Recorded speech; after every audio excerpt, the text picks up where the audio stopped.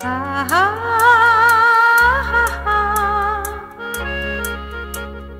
আহা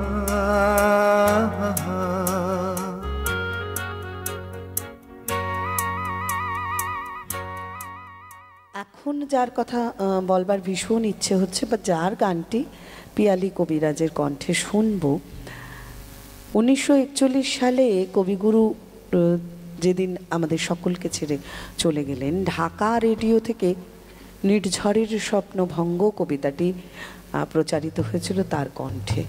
তিনি গান ছাড়াও নাটকে অভিনয় করেছেন বহুবার। ভীষণ মুডি একজন মানুষ। হেমন্ত মুখোপাধ্যায়ের কাছে বারে বারে বলতেন আশাজির একটা ছবি যদি পাওয়া যায়।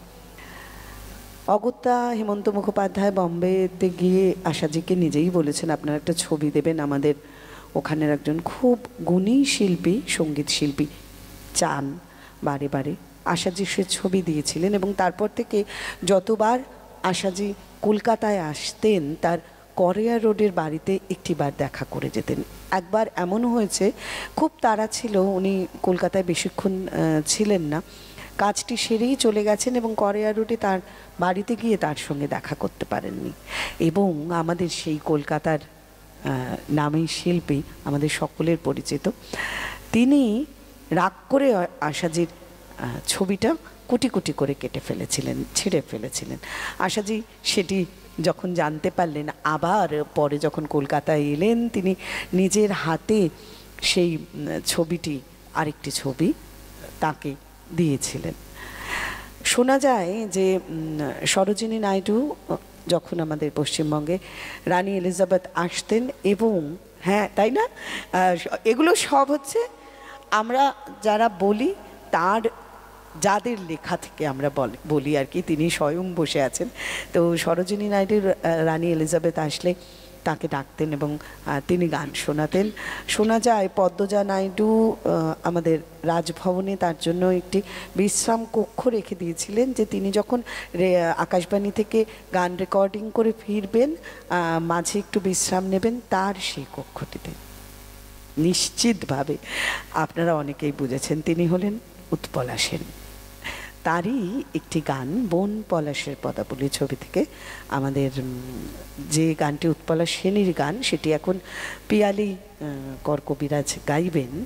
গৌরীপ্রসন্ন মজুমদারের লেখা আর অবশ্যই নচিকেতা ঘোষের সুর, তাই তো?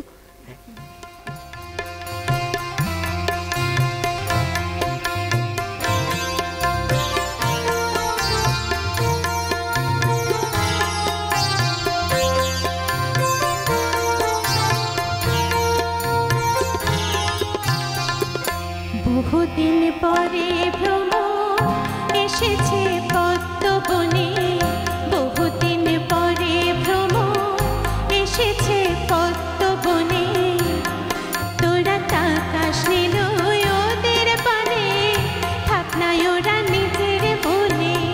বহুদিন পরে ভ্রমণ এসেছে পদ্মবনে, বহুদিন পরে ভ্রমণ এসেছে পদ্মবনে।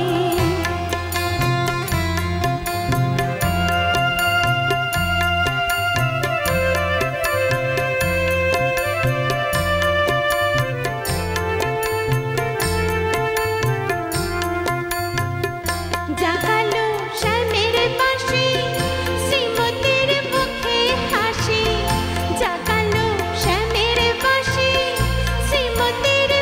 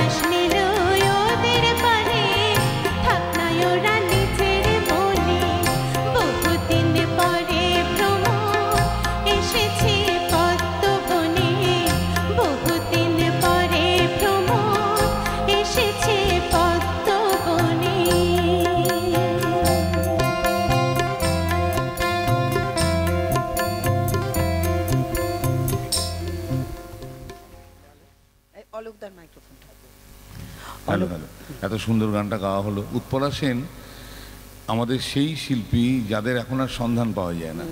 বড়ে গোলাম আলী খাঁ যখন কলকাতায় বসে আছেন, কোনো অনুষ্ঠান নেই, বর্ষাকাল, এবং তার বাড়ি ভাড়া দেওয়ার পর্যন্ত মুশকিল হচ্ছে, কলুটোলায় উনি থাকতেন, তখন এই উৎপলা সেন সতীনাথ মুখোপাধ্যায়কে ওই ওনার কাছে রেখে সারাদিন ধরে সারা কলকাতা ঘুরে বেড়াচ্ছেন তার জন্য টাকা পয়সা জোগাড় করার জন্য। এবং সেই টাকা জোগাড় করেছেন। ভিভাল সারা যখন কলকাতায় এসে, কেউ চেনেন না ভিভাল সারাকে, ওই উৎপলা সেন নিয়ে কলেজ সোশ্যালে ভিভাল সারাকে দিয়ে অনুষ্ঠান করিয়েছেন। তো নমস্য শিল্পী, শুধু গানের জন্য নয়, শিল্পীদের জন্য যা করেছেন তিনি, এই উদাহরণ পরবর্তীকালে খুব একটা আমরা পাইনি। এইটুকুই বললাম। একদম। চলো।